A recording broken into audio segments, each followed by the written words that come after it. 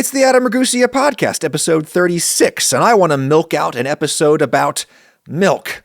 Lactose intolerance is on my mind lately, as I seem to be experiencing a bout of it. Yes, lactose intolerance can, apparently, be intermittent. It comes and goes in some people, and let me tell you, it has come for me. Bloating and abdominal cramping and gas and diarrhea, even from just a little ice cream. I know I shouldn't be eating it, but have you tried these Nightingale ice cream sandwiches? Hashtag not an ad. Nightingale is this originally mom and pop operation out of Richmond, Virginia. They make these giant, gold bar shaped ice cream sandwiches. They come in this brown paper bag packaging. I get them at the grocery chain Fresh Market. They're apparently available nationwide in the United States. The cookies are super thick and they're really chewy. It seems like what they do is they bake giant sheets of cookie and then they cut rectangles out of that sheet, which of course would be a very efficient production process. And it results in cookie rectangles of totally uniform thickness all the way across. They do not taper down at the edges the way a conventional cookie would. And I really like that kind of even thickness for some reason. I don't know. I just do. The ice cream layer is preposterously thick. I can eat them by just opening my mouth real wide, but I feel like I'm going to dislocate my jaw at some point doing that, so I usually use a little knife to cut little bites off of the sandwich, and for whatever reason, I enjoy those little bites a whole lot more. The double, or I guess it's the triple chocolate flavor is my favorite, but there's also a blondie flavor that is insane. Get yourself a Nightingale ice cream sandwich if you can find one. They have a line of mini sandwiches called Chomps. You get a Chomp. That's apparently at Walmart now, at least in some places. Not an ad, just a fan. Anyway, just one little chomp of those is enough to completely ruin my night at the moment, because I am going through a majorly lactose intolerant phase, which much of the rest of the world might refer to as adulthood. The pathologization of lactose intolerance is one of the classic examples of Eurocentric bias in science and medicine. Also, the bias of the agro-industrial regulatory complex. The dairy industry is very powerful in the United States and in U.S. government. And if people exhibit a biological trait that makes the dairy industry's products undesirable to them, well, the industry will definitely want to classify that trait as a sickness needing to be cured. But most people on this earth are lactose intolerant, or at least they are milk intolerant in some way. Most mammals on this earth, not just us, most mammals on this earth are milk intolerant when they become adults. Milk intolerance is just the normal state of being for a grown-up mammal. One of the defining traits of the mammalian class of animals is our sweat glands that we use to maintain a constant body temperature, right? That's one of the things that mammals have as opposed to cold-blooded animals. And some evolutionary biologists argue that mammary glands evolved from sweat glands. Others think they evolved from sebaceous glands, which are the ones in your hair follicles that make the oil in your hair and on your skin. But regardless, mammals have mammary glands that make milk. It has been speculated that milk might have first evolved as a means of keeping eggs moist when they're outside of the body. Bird eggs are highly mineralized, hard, coated in a mucus-like sealant, and thus they can retain moisture. Thus, birds can lay their eggs pretty much anywhere, and they won't immediately desiccate. Amphibians, in contrast, lay these soft little eggs that have to stay underwater. Otherwise, they dry out in a flash. Reptiles lay eggs somewhere in the middle. They lay soft, leathery eggs that can survive on land, but reptile eggs generally need to be kept somewhat moist. Mammals evolved from reptiles some 225 million years ago, and our production of a specialized sweat or oil called milk may have originally been something that we did to keep our eggs wet. It's easy to imagine how gradually the babies would start drinking that milk directly upon hatching, and that would be very evolutionarily advantageous. Neither mother nor baby would have to leave the safety of the nest in order to go and find food. She has the food in her body already. She was able to gather that food simply by eating and accumulating body fat long before she ever even laid her eggs. In early mammals, the phase in which the babies incubate in eggs outside of the mother's body, that got shorter and shorter and shorter until eventually the eggs started hatching inside the mother's body, and thus live birth evolved. All mammals do it, except for a few weirdos in Australasia, like the platypuses. They still lay eggs, but literally all mammals still nourish their young with milk. All milk contains simple carbohydrates, i.e. sugars, because that is the main basic fuel that animals burn for energy. And the primary simple sugar to be found in almost all mammalian milk is lactose, which is a disaccharide like table sugar. It's two sugars bonded together. But whereas sucrose is a glucose unit and a fructose unit stuck together, lactose is glucose and galactose. Us humans make a ton of lactose in our milk. Our milk is about 7% lactose by weight. Cow's milk is about 5% lactose. Goat's milk is a little lower, maybe 4%. Some people who can't tolerate cow's milk say that they can tolerate goat's milk. Maybe that's due to the slightly lower lactose content, but it could also have to do with the protein content of the milk. Different beta-caseins in goat's milk compared to cow's milk, if you look at it. Scientists have implicated this particular kind, A1 beta-casein, as a digestive irritant in some people. We digest it into the peptide beta-casomorphin 7, which can cause intestinal inflammation and therefore malabsorption. So what people think is lactose intolerance might actually be cow's milk intolerance specifically, because cow's milk tends to have a lot of A1 beta-casein. For all I know, I'm not lactose intolerant at all. I might just be another kind of milk intolerant.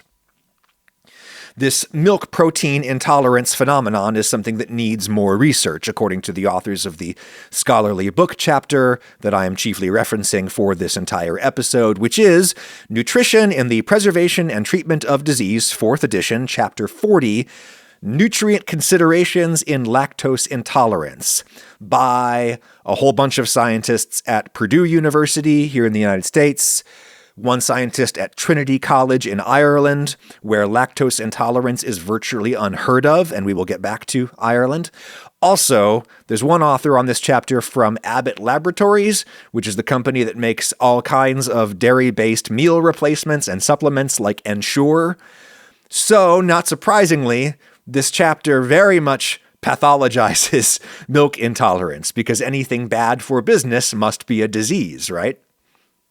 So take that for what it's worth. But I have no reason to doubt the underlying basic science here that is distinct from the policy or treatment prescriptions that one might derive from the basic science. And the basic science tells us that lactose cannot be absorbed by the lining of our small intestines. Not my intestines, not your intestines, nobody's intestines can absorb lactose. Neither can sucrose be absorbed in the small intestine. To digest sucrose, table sugar, your body has to make an enzyme called sucrase that breaks the bond between the glucose and the fructose. And some people can't do that. Sucrose intolerance is also a thing, though much rarer than lactose intolerance. To digest lactose from mother's milk, animals like us must produce an enzyme called lactase, most of which in humans is created by cells on the interior surface of the jejunum, which is the second stretch of the small intestine. The most serious kind of lactose intolerance in humans is congenital lactose intolerance in babies. Babies with genetic mutations that either cause their body to make no lactase enzyme at all, or the activity of that enzyme is in some way inhibited. And prior to modern medicine, severe congenital lactose intolerance would have been a death sentence for any baby, right? If mother's milk is the only food available to you and you can't digest the carbs from that milk, you're dead. If your mother and the other adults around her understand what's happening on some level to you, they get that the mother's milk is messing with your system, they maybe try to feed you some other kind of liquid food. And even if you're able to digest that, it probably won't have all of the other nutrients that you need for early development. Milk is the perfect food for early development. That's why it evolved as such. Whatever you're eating instead probably doesn't have all of the essential nutrients that you need for your stages of development, and then you're dead. Congenital lactose intolerance in infants is therefore very rare because most people with that mutation would not have survived to pass it on to the next generation. Finland is an outlier here, as it is in so many ways. The Finns are a historically isolated group of people, and so they have a bunch of unique linguistic and genetic features, one of which is a predisposition toward congenital lactase deficiency. But even then, only 42 cases were documented in all of Finland between 1966 and 1998. Congenital lactase deficiency in infants. Only 42 cases in the whole country across all those decades. It's just an incredibly rare problem because historically almost no one could survive it. You can survive it now if you're born into a good healthcare system, so we'll see what that does to our evolution over time. But the point is, most human and other mammalian babies are able to make the lactase enzyme they need to digest milk sugars because they simply have to. Of course, all of us mammals gradually start eating other foods as we develop, as we grow teeth, as our jaws and our tongues and our throats all get stronger, as we build up a microbiome capable of helping us digest our food in our guts. We gradually start eating food from our environment instead of just food from our mothers, and this is a process called weaning. Most mammals stop producing lactase enzyme after weaning because they just don't need it anymore. The gene for making lactase stops expressing itself, probably as a result of DNA methylation. This is the process by which methyl groups bond to DNA molecules as we age, and this has the basic effect of turning genes off. That was a profane oversimplification, I'm sure, but anyway. Most adult mammals, including most adult humans, make little, if any, lactase because there was just no evolutionary advantage in making lactase through adulthood. Until about 10,000 years ago. Or potentially much earlier than that, but about 10,000 years ago is when domestication of animals really took off. The wolf was probably the first one, resulting in dogs, but that was probably a distinct phenomenon from the animals that we domesticated primarily as food sources. The first of which was probably the goat or maybe the sheep, maybe both. This is a process that proceeded independently in many different places, but goats and sheep and cattle and pigs were all domesticated in West Asia 10 or 11,000 years ago. And if you need food and you see baby goats suckling on their mother's teats, well, necessity is the mother of invention. And eventually you discover that a mother mammal will keep producing milk as long as she is regularly milked. Once she gives birth, her milk production is switched on, and it generally won't switch off as long as something yanks on her nipple a couple of times a day and relieves the pressure inside her mammary glands, thus signaling those glands to produce more milk. Goats and sheep and cattle are all excellent dairy animals. Pigs, not so much. Perhaps because they are smart enough to know what you're doing to them and they do not like it. Or maybe they're just really aggressive, maybe both. Milking a pig is a dangerous proposition, apparently. I've never tried it. I've just read. But cattle can sit there and take it. In fact, they like being milked as long as you do it gently. And milking cattle or sheep or goats was a phenomenal way for humans to get food in rough climates, arid climates where nothing grows but grass, and humans cannot digest grass. We can digest the seeds, which is what wheat and rice are, but we can't digest the bulk of the grass plant. Cows can, and they convert that grass into milk. Animal milk was also a terrific source of food in cold climates, where lots of food may grow in the warm months, but nothing grows in the winter, and you got to eat something. Of course, the cows might actually stop lactating in the winter if they're really stressed from cold or lack of grass to eat, but that's fine because you made cheese. Cheese and other fermented dairy products are the primary means by which humans have preserved milk. And here's the thing about lactose, it is highly water soluble. So when you introduce acid into milk, or you introduce the rennet enzyme from ruminant animal stomachs into milk, you curdle the milk. You denature the casein proteins, you open them up, you reveal bonding sites that tangle up and bond with each other, and the casein proteins form clumps that we call curds, and these curds also contain lots of the fat in the milk because casein is an emulsifier and it sticks to the milk fat. So you strain these curds out of what is left of the liquid milk, and these curds contain very little lactose. The lactose is water soluble, so it's in the water phase of the milk that you just left behind that we call whey. The trace amounts of lactose in the curds might not even be enough to upset your adult bowels, but if it is, you've got another tool at your disposal, which is fermentation.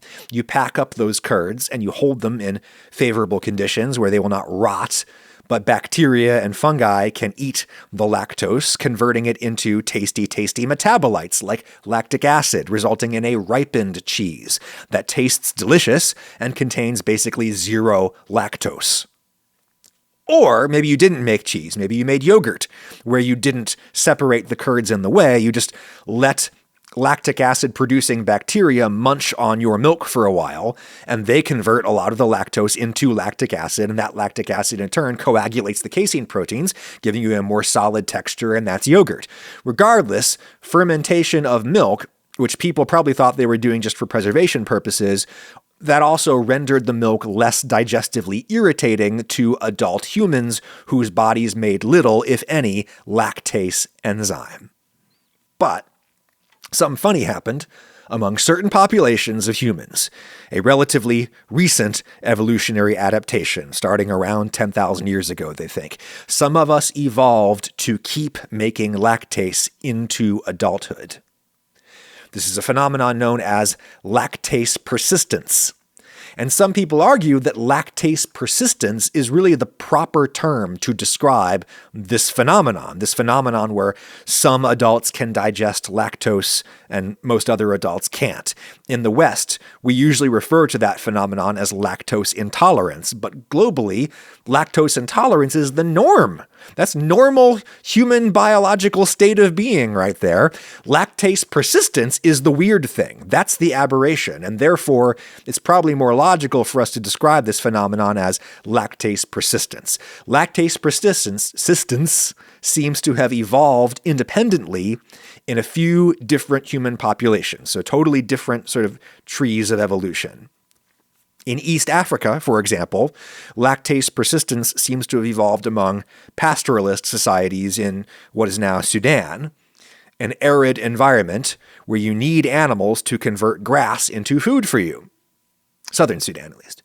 But the same gene did not pop up much at all in West Africa, where they had a lot more food options, and thus the ancestors of most of the contemporary African American population are who they are, which is like 80% lactose intolerant. Some 20 or 25% of modern Black Americans can handle lactose, but most of them cannot, because most of the contemporary African American population are descended from people abducted from West Africa, and West Africa had lots of different food options available to them. They didn't have to evolve to be reliant upon milk. Lactase persistence seems to have evolved independently in Central Asia, so that's a totally different thing. Easy to imagine how. adults with a random mutation allowing them to derive all of the energy from unfermented animal milk, they would simply have had more food available to them in those relatively infertile grasslands of Central Asia, and they could have therefore outcompeted other groups who did not have that mutation. Maybe a third of modern Kazakhs are lactase persistent, despite the fact that they have very little European genetics in them at all. So scientists think that it evolved independently there, and it might explain why some contemporary residents of northern India are lactase persistent. That might have been the Aryans coming down from the Pontic steppe and spreading their lactase persistence genes along with their Indo-European languages. There's a big pocket of lactase persistence in Arabia, another independent evolution, they think. Arabs are thought to have co-evolved this along with their domestication of the Arabian camel. Another harsh environment where there's not a lot of food options around, so camel milk. But if you look at like a heat map of lactase persistence in today's world, your eye will go immediately to Northern Europe, because that is easily the global center of this phenomenon. Northern Europe is where the highest proportion of people evolved lactase persistence by far. Northern Europe, not Southern Europe. The Romans wrote about this. They were amazed when they went up to conquer ancient Germanic and Brittonic peoples, and they found adults among these tribes drinking milk, unprocessed milk. Of course, the Romans had cheese and yogurt. They loved that, because lactose in cheese and milk has been mostly fermented into other stuff. But adults in Rome generally did not drink milk, relatively unprocessed dairy products, because that would make them blow ass. Then, all of a sudden, the Romans encountered these Germanic barbarians charging at them with their battle axes and notably not blowing ass, despite the fact that they had carved up for the battle on milk. My intermittent lactase persistence could therefore be seen as a continuation of that battle. That battle wages on inside the person of Adam Ragusa as the genes from my Italian father war for dominance against the genes from my mother, which are chiefly Germanic. I know this now, thanks to MyHeritage, sponsor of this episode.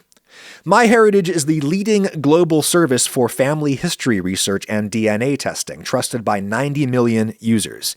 If you want to figure out who you are and why you are the way you are, you got to hit my link in the description or in the show notes and sign up for a 14-day free trial of MyHeritage. You don't have to send in any DNA sample to get started. You just tell them your name and the names of some of your relatives, and they can immediately spit out a lot of genealogical information.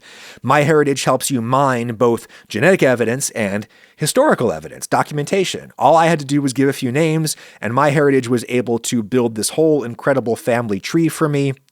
My mother's maiden name is Fox, which always sounded very English to me, very Anglo, but that's because it's an anglicization of Fuchs. Johannes Valentine Fuchs Jr., born 1766 in Einzelthum, Germany. There he is on my family tree from MyHeritage. They found it for me instantly. Fuchs became Fox. MyHeritage is home to more than 18 billion easily searchable historical records, plus they have advanced AI technologies for repairing or enhancing historical photos. You can even colorize and animate the photos that you find. And if you want to find even more about yourself and where you came from, you can order a DNA test from MyHeritage and combine those two technologies. Sign up for a 14-day free trial and enjoy all of the amazing features of MyHeritage. If you decide to continue your subscription, you will get a 50% discount with my link in the video description or the podcast show notes. Thank you, MyHeritage. Anyway, Northern Europe is the global genetic epicenter of lactase persistence. Lactase persistence evolved independently all over the place, but nowhere did it spread as uniformly as it did in Northern Europe. That lactase persistence rate in Ireland is virtually 100%. If you're Irish and you can't handle dairy, that probably means your family has not been Irish for very long. Why that lactase persistence is so much more advantageous to Northern Europeans is a very interesting question. Why did lactase persistence survive and thrive while basically all of the other Northern European populations either died off or migrated elsewhere, as evidenced by the fact that everyone in Northern Europe is lactase persistent? Well, as we said, Northern Europe is cold and can be rather harsh. You can't farm there all year round the way you can in, say, South and Central East Asia, where almost no one is lactase persistent. Who needs milk when you can grow 3 distinct crops of rice every year? Asians today are generally only able to enjoy relatively unprocessed dairy with some significant pharmaceutical assistance, which we will get to. So yeah, if you live somewhere cold, it's very useful to have an animal that converts grass into milk for you. But it's not just cold in Northern Europe. It's not just cold. It is also dark. If you don't live in Northern Europe, it's easy to forget how damn dark it is there. My beloved agent, Colin the Best West, was here visiting me down in Tennessee recently, and we were talking about his boyhood in Scotland. And he remembers getting out of school at like 3 o'clock in the afternoon, and in the winter, it would be dark outside already. He would walk home from school in the inky blackness.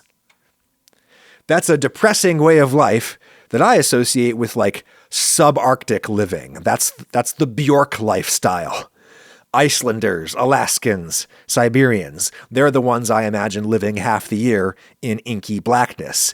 But the Anglo-Celtic Isles are pretty much just as far north. Even Spain, freaking northern Spain, is on the same latitude as Nova Scotia over here in the Americas, in Canada. Why don't we think of Scotland as being part of the subarctic?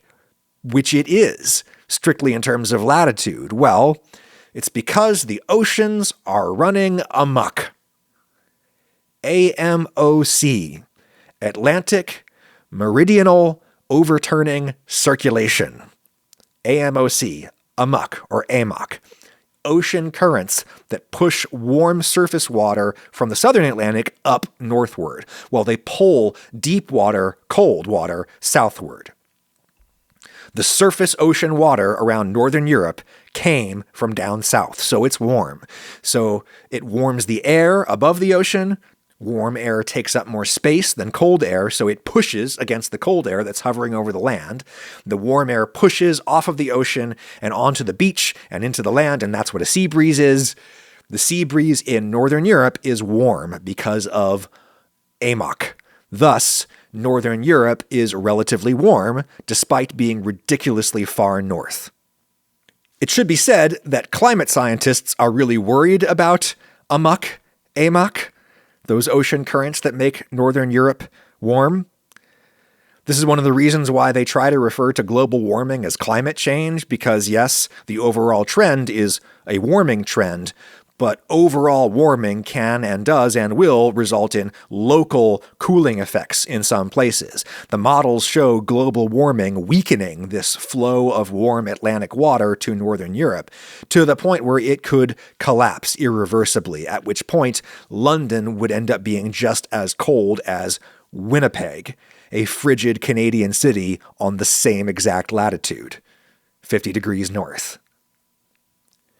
I remember as a kid in school wondering why British colonization of the Americas really took root so far north in freezing cold New England and Canada. Like, why did they go there? If you could sail to any part of this beautiful continent, why would you settle there? And the answer is because it's the part of the continent that was directly across the water from Britain. It's just colder than Britain because AMOC. Anyway. Point is, it's dark in Northern Europe. It's darker than it is cold, in a sense. And where people don't get enough sunlight, they don't get enough vitamin D. Your body sends a derivative of cholesterol to your skin where it can be exposed to UV radiation from the sun, thus transforming it into vitamin D3. Vitamin D is required for the transport of calcium around your body. And so, if you don't have enough vitamin D, your cells don't get enough of the calcium that they need for all kinds of vital functions. Therefore, if you lived somewhere dark and were therefore vitamin D deficient, it would have been advantageous to eat lactose because lactose enhances intestinal absorption of calcium. This is, by the way, why milk is often artificially fortified with vitamin D, because vitamin D and lactose and calcium all work in concert to keep you from getting diseases like rickets or osteoporosis in older people, right? Anyway, this is one hypothesis as to why a lifelong ability to digest milk would have been particularly advantageous to people in Northern Europe.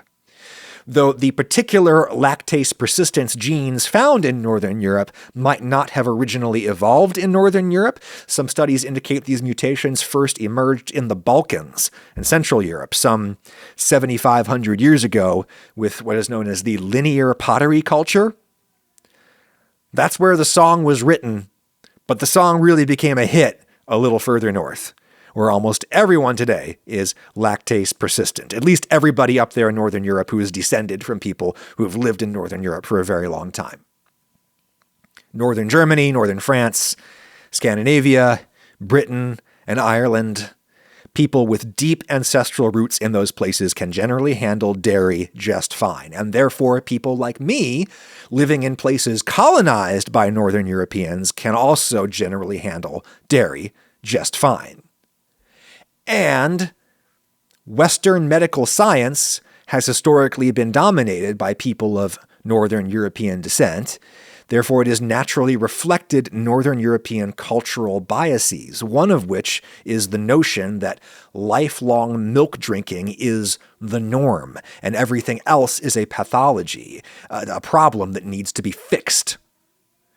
Instead, it seems as though the opposite is true. Most people on this planet are not lactase persistent because the majority of people on this planet are Asians.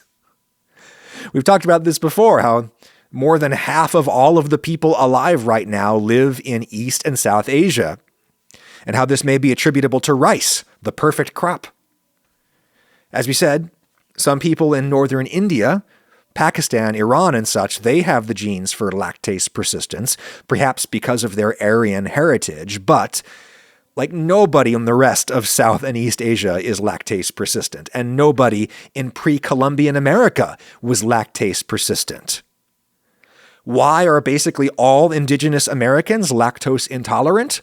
Well, maybe it's because their ancestors came from East Asia. They crossed the land bridge between Siberia and Alaska, and they came down, and they also didn't have any milkable animals with them, with the notable exception of like alpacas, right? Alpaca milk is absolutely a thing today.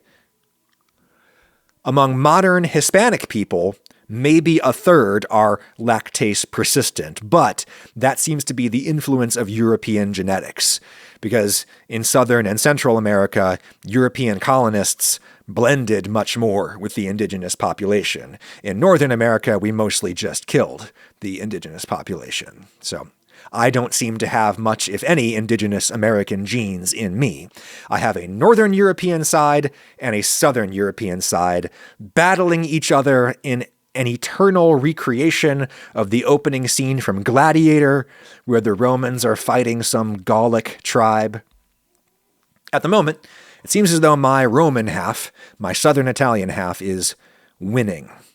Because if I eat so much as a chomp, that is the mini version of the exquisite Nightingale ice cream sandwiches from Richmond, Virginia, if I eat so much as a chomp, I, and the people around me, are in for an unpleasant day. What happens when a lactose-intolerant person eats a bunch of lactose? Well, it depends, because as we mentioned, there are several distinct kinds of lactose intolerance identified by medical science as distinct pathologies. Should we regard them as pathologies, considering that lactose intolerance is globally normal and natural? Well, I reckon the more enlightened way to define a pathology is on the individual level and not on the population level, right? If anything happens inside you that you don't like and you would change if you could, well, that's a pathology. It's a pathology if you think it is. I would like to be able to eat those ice cream sandwiches. Therefore, I choose to view my lactose intolerance as a pathology. But that certainly doesn't mean you have to. You can just accept yourself for who you are. That's probably better and healthier, assuming you have ample access to non-milk foods, which you probably do. But I consider it a pathology within my own body, and I have no idea which particular kind of lactose intolerance I intermittently have. There are tests you can do, such as the hydrogen breath test. If you either don't make the lactase enzyme or if your lactase activity is in some way inhibited, the lactose will pass to your large intestine, where the bacteria there will absolutely have no trouble digesting it at all. They will ferment the lactose, producing various waste products, including hydrogen and methane. This can be detected by a device on your breath.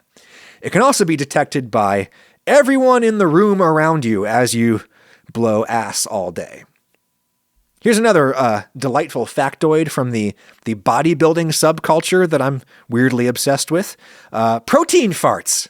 Protein farts, that's a thing. Remember like a half hour ago when we talked about how lactose is water soluble, and therefore when you make cheese, most of the lactose stays behind in the whey, right? Well, some of that whey is processed into protein supplements chugged by gym bros, and even if said gym bro is a Northern European, even if it's Marcus Rule, your body can only make so much lactase to break down the lactose into its constituent glucose and galactose units for absorption into your bloodstream from your small intestine. At least some of that lactose is going to pass intact into your large intestine, where microorganisms will eat it and produce gas. And thus, some of the vainest people in the world, people who spend most of their waking hours working on their appearance, some of those people also smell terrible because they have protein farts. Or they used to. Protein supplement makers are wise to this, and they've been working on this problem for some time, developing ever more efficient ways of isolating the whey protein from the lactose and all the other trace components. This also lowers the calories of the supplement, and that might make it more desirable to some consumers.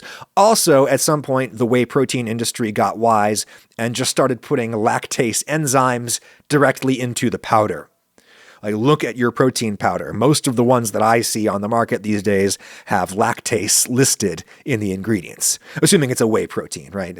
There's plant-based protein powders that wouldn't need that, but for milk-based protein powders, yeah, they're just putting lactase straight into the powder nowadays. Lactase can be synthesized via industrial fermentation, and you can just put it in the protein powder.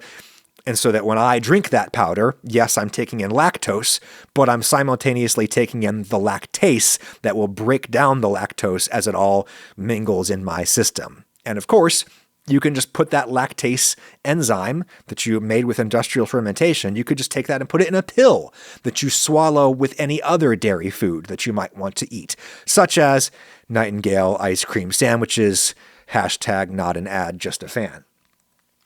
Lactase supplements are proven to be pretty effective in most people as long as you take them at the right time, which is with your meal or like 15 minutes at most before your meal. And if you take enough of the supplementary lactase, you just have to remember to take it, and you have to take enough of it. And I usually need a lot, and I don't remember to take it. Some people, however, are not helped at all by lactase enzymes. One study found about 18% of the subjects who said that they were lactose intolerant experienced no improvement at all in their symptoms when they took the lactase supplements with their dairy foods. And they were measuring it not just subjectively by like the painful and unpleasant symptoms experienced by those people, but they were also doing breath tests and stuff. And in like 20% of those people, they got no benefit at all from the lactase supplement. One potential explanation for this is that lactose intolerance is about more than just lactase. It's also about your microbiome, the community of organisms in your gut that eat your food with you. And this is not as super well understood by scientists yet, but there have been studies done on like probiotics where they give people supplements designed to feed the microbiome, and those people end up digesting dairy better in time after they've been taking those supplements for a while. And the causes for that could be innumerable, right? Maybe one bacteria is eating the lactose, but another bacteria is eating the waste products produced by the first bacteria, and thus your ass blowage stays at normal levels. I should specify that this is more important than just farts. Some people are so aggravated by lactose in their intestinal system that the lining swells up, and this interferes with the absorption of other nutrients, and people can get really sick if they are constantly eating lactose that their body can't handle. But anyways, lactose problems might actually be gut health problems in some people rather than lactase producing problems. Maybe my lactase producing gene isn't turning on and off the way I assumed that it was. Maybe my problem is intermittent because of changes in my gut microbiome and or changes in my diet. Lactose intolerance has been shown to be affected by the foods that you eat with the lactose. Maybe I just haven't been getting enough soluble fiber lately. Soluble fiber slows gastrointestinal transit, which gives lactase in your small intestine more time to bump up against the lactose and break it down. There are studies showing that a high-fiber diet can improve lactose intolerance symptoms. Fat can also improve those symptoms, a higher fat diet. Studies show that whole milk bothers people a little less than skim milk, and that may be fat slowing gastric emptying and allowing the lactose more time to break everything down. The lactase, rather, allowing the lactase more time to break everything down. There are, of course, modern milk products designed specifically for, lactose intolerant people and other milk intolerant people. So like milk with lactase enzymes that are in it, or there's also milk that's inoculated with these particular bacteria that can metabolize the lactose, or actually I think it's more complicated than that, but many options are available to the lactose intolerant these days, or the otherwise milk intolerant these days. Should you consider your lactose intolerance to be a pathology, which is between you and your God? My God at the moment is Nightingale ice cream sandwiches. So I'm going to take my Lactase and I'm going to take my probiotic and see if I can't remedy the situation for myself and for my loved ones who must share a house with me. Of course, another option is to just eat the dairy products and not worry about the symptoms. Lactose intolerance is a minor discomfort in most people, and you can simply live with it, as people in Tibet seem to have done for generations. The Tibetan Plateau is a very harsh environment for human habitation, right? Not a lot grows there, so animal foods are king. Plus, the calorie needs of a person living at that elevation are enormous. So fatty dairy products are a historical necessity on the Tibetan Plateau. My wife, Lauren, and I had our first 2 dates at the 2 Tibetan restaurants that were in Bloomington, Indiana at the time. Date number 1 was at Snow Lion, which isn't there anymore, and it was not a particularly successful date. Date number 2 was at Little Tibet, which is still there, and so is our marriage, because that was a more successful date. You should go to Little Tibet on 4th Street in Bloomington, Indiana, if you live anywhere nearby. Fantastic place. There's a whole little Tibetan diaspora in Bloomington that I believe formed around a brother of the Dalai Lama who was a professor at Indiana University. The brother. Anyway, I remember reading a newspaper article where the chef at one of those Tibetan restaurants in Bloomington said something to the effect of, the food we serve isn't really Tibetan food, because real Tibetan food is so insanely high in butterfat that no one here would even be able to digest it. The calorie needs of a person at high elevation are way, way higher. Hence, Tibetan butter tea and all of the other extremely high dairy fat delights that those of us at normal elevation probably have absolutely no business eating. You would think that people living in such a dairy-dependent society would have all of the genes for lactase persistence, but no, only about 1/3 of Tibetans seem to have those genes. The rest simply do without. and they've done just fine on an extremely dairy-heavy diet for many generations, perhaps because their microbiomes have built up to handle all of the lactose that they cannot digest themselves. It passes to their lower intestine, and they've got a microbiome that can metabolize that lactose into maybe some short-chain fatty acids that are great for their health in other ways. I don't know, but it works for them. And I thank you for digesting this latest episode of the Adam Ragusea podcast. I'd be happy to help you digest more things by selling you my Adam Ragusea chef knife. Remember, cooking is basically an act of pre-digestion. The custom Adam Ragusea chef knife is still for sale at adamragusea.com, and there's still a good chance of you getting it in time for Christmas if you order it right now.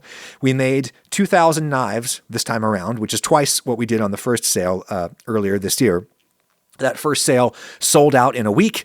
This second sale has not sold out. I mean, we sold the majority of them, but not all of them. There's a lot of them still, and that's just fine. I wanted to try to sell out quickly because I didn't want to carry unsold inventory into the new year, because that means I have to pay taxes on the inventory, which I'm happy to do in terms of money, but not in terms of like my time. I don't want to do the extra paperwork with my accountant involved in assessing and paying that tax on unsold inventory. So do me a solid and buy a knife at adamragusea.com. Do me a solid and send me a podcast topic idea at askadamquestions@gmail.com. askadamquestions@gmail.com is the email address. Ideally, record your comment or question in a video or audio file and attach it to the email. Type up a little summary of what you're saying as well in the body for me. In the subject too would be nice, but anyway, be well, digest well, make good choices. I'll talk to you next time.